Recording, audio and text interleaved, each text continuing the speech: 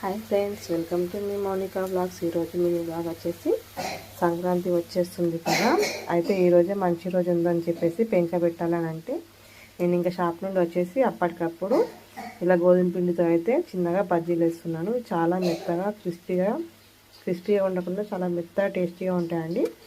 ఇప్పుడు ఇందులో ఏం లేదు, గోధుమ పిండి, సన్నగా కట్ చేసి పెట్టుకున్న ఉల్లిగడ్డ, కొత్తిమీర, ఒక 2 పచ్చిమిర్చి, కొద్దిగా జీలకర్ర, అలాగే వంట సోడా, కొద్దిగా ఉప్పు, కొంచెం కారం వేసుకొని బాగా మిక్స్ చేసి పెట్టుకోవాలి.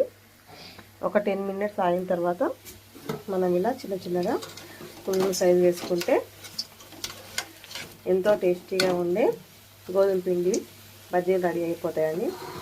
మైదా పిండితో చేసుకోవచ్చు, కాకపోతే మైదా పిండి కొంచెం హెల్త్కు మంచిది కాదు కదా. అదే గోధుమ పిండితో అయితే హెల్త్కి కూడా మంచిగా అని చెప్పేసి నేను గోధుమ పిండి చేస్తున్నాను.